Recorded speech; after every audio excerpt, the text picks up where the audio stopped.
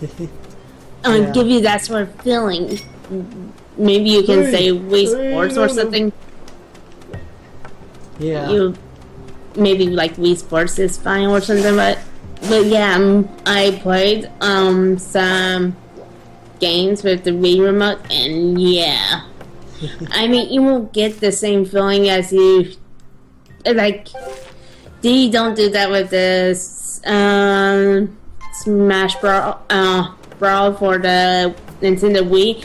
None of that is in the but and it still forces you to play with a Wii remote.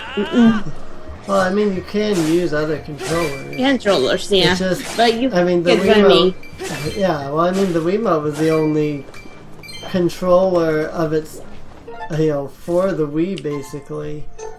I mean, you could use the Wii, the Wii, what was it called? The Wii Pro controller or whatever. And things like that. And there were games that used motion controls, and honestly, they weren't good. I hate to admit it, but I did got this the Sonic game for the Nintendo Wii, and it sucked. Which Sonic game for the Nintendo Wii that sucked? There were two of them. I got the one. The Sonic and the Black Knight, which was terrible. Then there was Sonic and the Secret Rings, which was also absolutely fun. I got the Secret Rings one. Yeah. All I was thinking was, "Ooh, it's a Sonic game. I like Sonic." Yeah. Honestly, it was terrible. Let me just point out. I had more fun with Sonic Adventure. Sonic Adventure was a terrible game. Yeah, I mean, then again, I didn't really have as much bugs as other people had, but right. Yeah, I kind of got lucky, probably, but in any case, if Sonic Adventure is considered to be a bad game, then the Lost Rings is terrible. Just absolutely terrible. I mean, well, my complaint with Sonic Adventures is, on my first playthrough, I was doing, Ice Cap Zone, or whatever you want to call that area, and I was playing along, not a big deal, just doing whatever, playing the game. And then there's this loop in Ice Cap Zone, and I, just kind of, went along the loop, because, you're supposed to go along the loop and all that. And as I went, no, I didn't die. As I went along the loop, Sonic flipped out of the loop, up to the ceiling, and started walking along the ceiling. Oh, that must be a horrible experience. I never got that to happen. Not only did it happen, but it happened 5 times in a row. That never happened to me. I swear it. And the only reason I was able to escape the being on the ceiling is because as I walked around on the ceiling, I found some areas in the ceiling that had no passability to them, or rather had passability to them. And I promptly fell through the ceiling into the sky and died. Well, I play Sonic Adventure Director's Cut, but the thing is, that's what I played.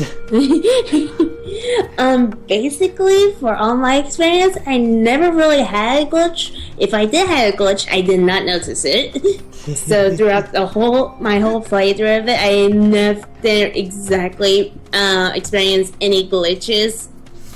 Which, again, I'm probably either really lucky or right. I'm not sure, but Yeah. I assume that you were really lucky because I did not have to do anything to encounter all of those glitches. All of those glitches came to me. So I think you were just lucky to not run into every single glitch in the game that just existed everywhere. Oh, I can just open the door. I've been like looking for a way to open the door this whole time. It turns out I could just hit the open button. So yeah, my experience with Sonic Adventure Director's Cut was a pretty good one. The only time I kind of was annoyed is probably with Knuckles. Yeah. I like Knuckles as a character, but oh my gosh, the stages are kind of boring. I never got to Knuckles because I couldn't complete the game as Sonic because Sonic decided that he wanted to walk through walls and ceilings, etc. the entire course of the entire time that I played. So after, walking through walls and ceilings for 3 hours in a row, I gave up on the game. I'm like, I'm sorry, but I can't play a game where the protagonist just decides to, be running along a path and bounce off a wall and then slip into some teeny tiny area that had no blocking. And then you fall into the ocean and you die. And but I really do say that I feel that you are lucky because it literally I wasn't aiming for these glitches. I wasn't looking for these glitches. I pushed forward on the controller, assuming that Sonic will run forward because I'm pushing forward on the controller. And instead of running forward, he runs up the loop like he's supposed to, and then promptly runs sideways off of the loop. Not changing the controls or anything, not moving the buttons or anything, not changing what I'm pushing, still pushing the same buttons. Sonic's the one that decides, let's walk off the loop and onto the ceiling and then walk around on the ceiling as if there were gravity up there. It was probably the worst live stream that I have done of a Sonic game. Not counting the time that I tried to play Sonic in the Secret Rings and got stuck in the pirate level because I beat the main level and then couldn't continue because you had to do the side things, and the only pirate side thing that was unlocked was this one where you had to perform this jump in a very specific way that I could never figure out how to do. Okay, just to say, yeah, as I said before, my game didn't really glitch, right? For Sonic Adventure Director's Cut. I basically enjoy Sonic Adventure more than Sonic Heroes. You know why? When I play Sonic Heroes, I was doing a pretty good job, right? Until I get to the levels where you had to go on the railings often, where most of the course was just railings, and you had to jump from between those railings. Guess what?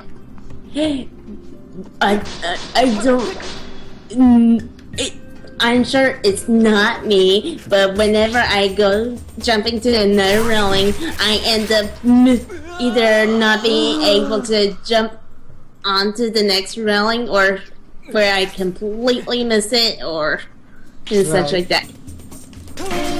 It's either me jumping too far or just not getting onto it at all. It's like, how am I supposed to do this level if I can't even do that one little simple jump right? And the whole level is like that. Yeah. I know exactly what you mean. There are many reasons I did not like Sonic Heroes.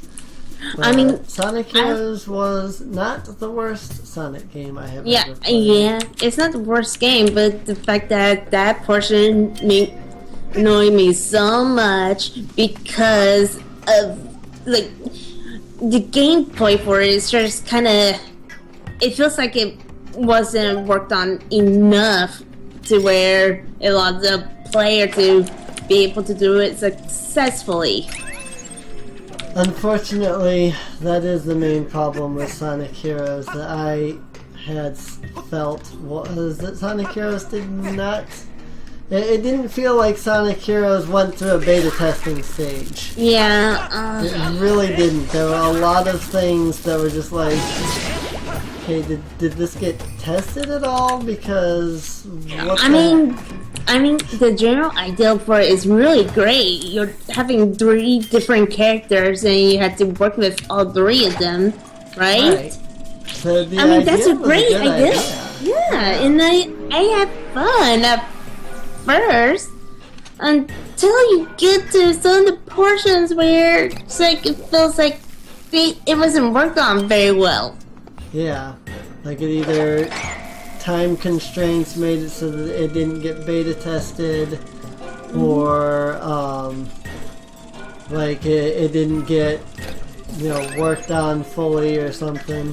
I totally agree. There were many portions of Sonic Heroes that just felt unfinished and not beta tested. So. I mean, again, great concept, but it feels like it's not worked well. And it's probably the same way with most Sonic games, really. Like Sonic Adventure with all those glitches.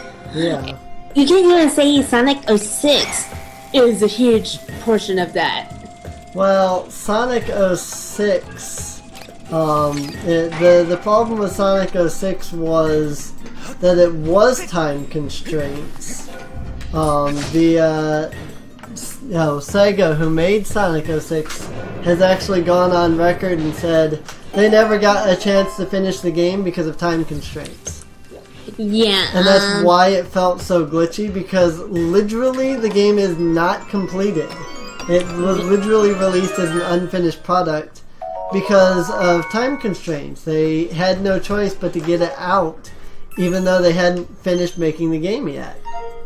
Yep. So, and yeah, that is a big problem. I'm sorry. I understand that Sonic 06 was, the 15th anniversary or whatever. But honestly, it feels like they should have gotten the game done anyway. There was no reason why they can't delay it for another few months or something like that. Right. Kind of reason why games go through delays. So they can fix it. Right. It's like, a lot of people are complaining right now. They're like, oh, I want to play Zelda Wii U because, it was shown back in 2014, but there's nothing about it now. It's like, the Nintendo said something about, it'll probably be out in 2016, and now Nintendo's like shown off all the games that are coming out in 2016. Honestly, I don't complain about games taking so long to come out, because they have to take a long time to come out, or it's not going to be the best game. Right. And Nintendo does want to have their games like the best game. Yeah. Unlike some game companies, Yeah. It's like, I won't complain that Zelda Wii U isn't coming out this year or next year, because I know that when it comes out, it's going to be a great game, Skyward Sword went through, 2 years of delays? I mean, and then it came out and was a really good, polished game. Twilight Princess went through, 3 years of delays. And when it came out, it was a good, polished game. Yes, delays suck, because you want to play the game, you want to play it now. But Zelda it's good U to just wait. Yeah, Zelda U is not the only Zelda game that is new and coming out. I mean, we've just had Link Between Worlds come out, and this year we're getting Triforce Heroes. There's so many Zelda games coming out. You're not gonna feel like you don't have something to play. If you feel like you don't have something to play, here's a thought.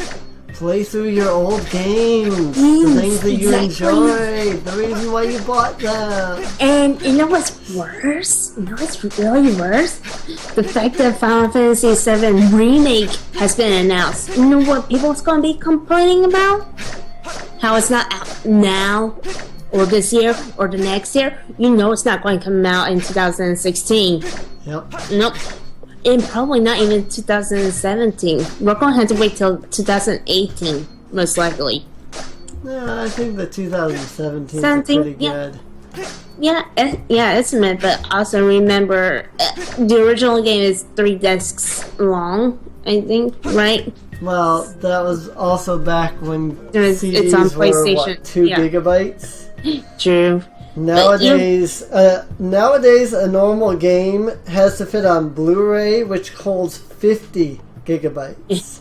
So Yeah, a true. game like Final Fantasy VII seems like it's really big because of how many discs it was, but nowadays modern technology has advanced so much that a game like Final Fantasy VII in size is the standard nowadays. So But I I'm know just it saying, takes a year or two to develop. but I'm just saying, don't complain if you have to wait till 2018 for the game. Yep. I mean, the fact that they would put so much effort into it is a good thing. Oh yeah. Anyway, And- we're currently at almost 40 minutes, so Oops. probably, I mean, that's literally double the length of time that we normally go for. I may have done some kind of editing trick with that, possibly split the episode in 2 or something. Yeah, I that's don't fine. know. It's actually funny because our viewers know more about the video than we know about the video when we're recording it. But anyway, yeah, this is why I've just kind of been sitting here doing nothing because I wanted to outro this because we've been too long. So, if you've been enjoying, feel free to subscribe. Next episode, we will head back up to that thingy that's up here, where the that thing, and see if we can't activate it. And I think that leads us into the Lanayru mining district thingy, which is the next dungeon. So yeah, if you've been enjoying, feel free to subscribe. Feel free to leave a like. Please comment. I love reading comments, but nobody ever comments. And check out our Patreon and Mia's channel. It's in the video description. And we'll see everybody next time. Bye bye. Keep calm and pony on, everybody.